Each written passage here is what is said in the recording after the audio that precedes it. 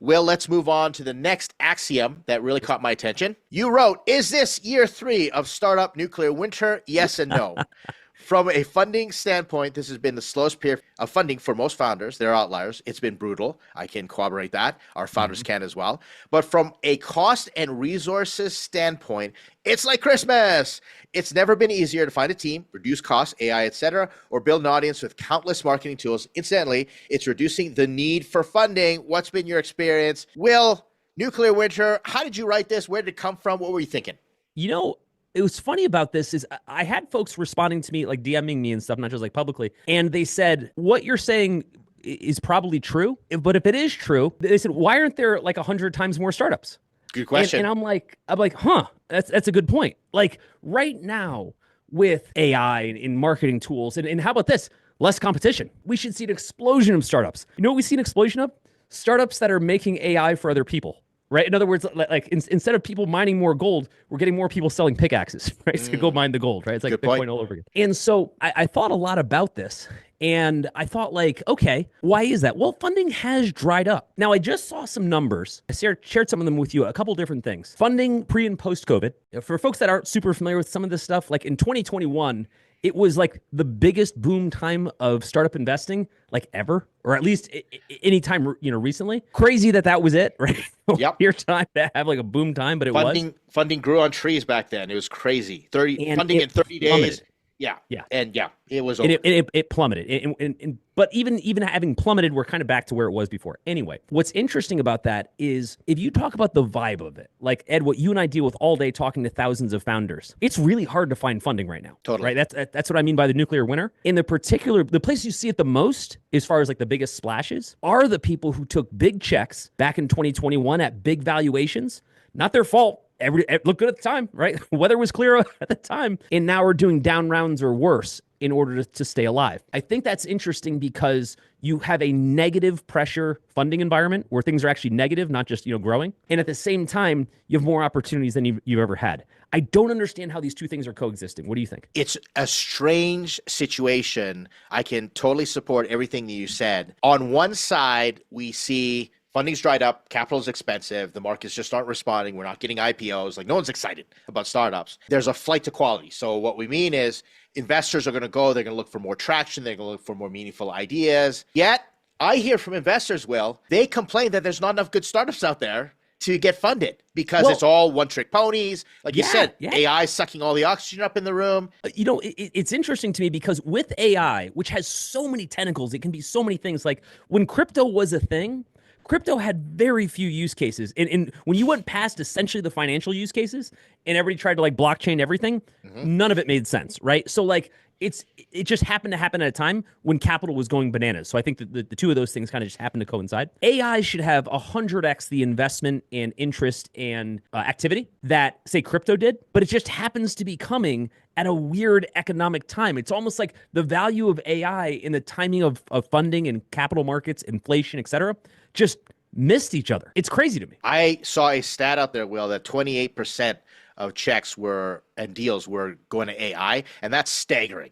Like we are talking about a very interesting inflection time. But let's talk about that. We've talked about kind of the current state. So for our founders and we've got founders in the audience right now who are trying to raise money, how do founders navigate this funding environment in this moment? We know cycles happen. Yep. This too shall pass. But what's your advice to everyone how to navigate it? Well, one of the things I tell folks, especially now, because we're like in year 3, it's been a long time for investors to sit on the sidelines, right? Like well past the time that they could be still sitting on the sidelines. Many professional investors, some are using their own money, get paid to do this. Kind of hard to go to all your limited partners, the people who give you that money, and be like, that's cool, I'm going to take a few years off, right?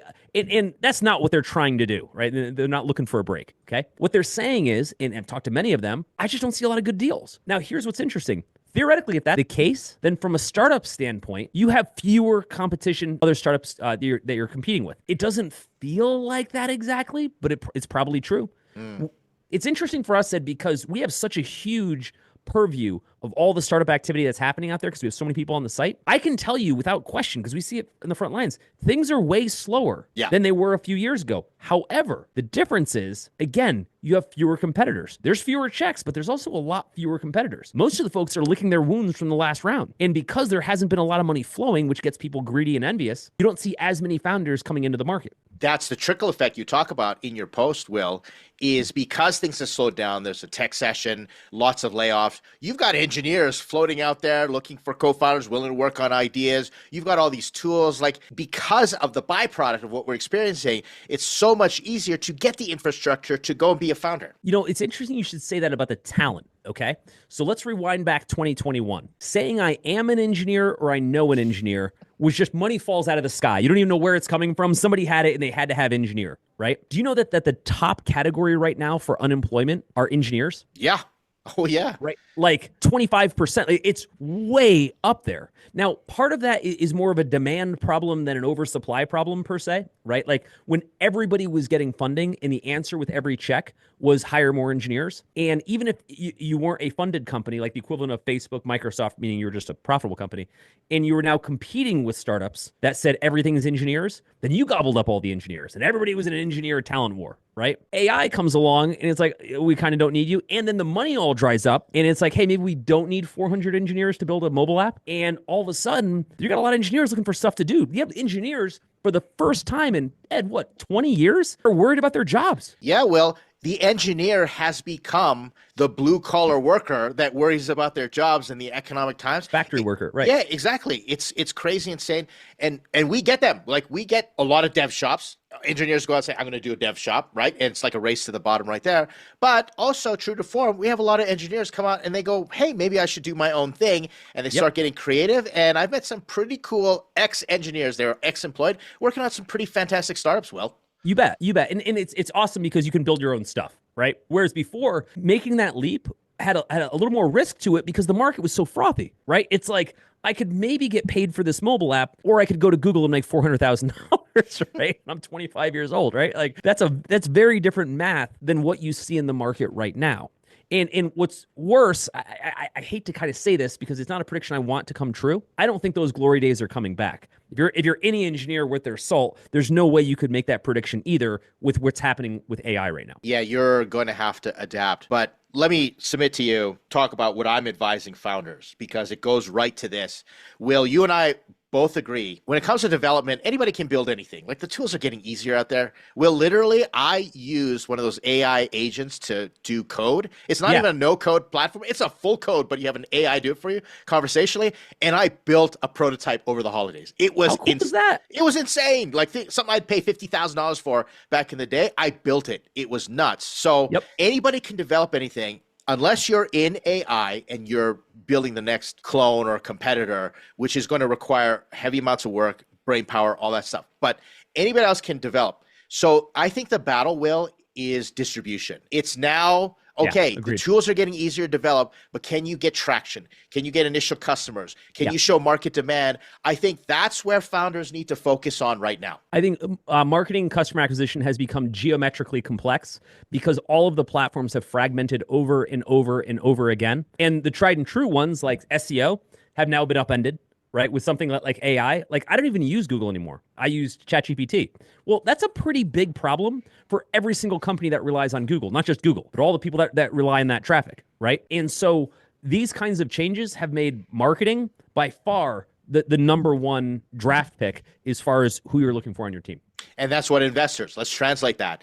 They are going to take for granted that you can build something on an LLM, build something, apps, put it out there, fine. They're going to understand talent is out there if you need it. They are going to be asking you, how do you know your customers? How do you know they want this? What's your traction? What's your week over week growth? How have you hacked all this digital thing? What insights do you have in this fragmented environment? They are asking a lot tougher questions right now, Will. Yep, agreed.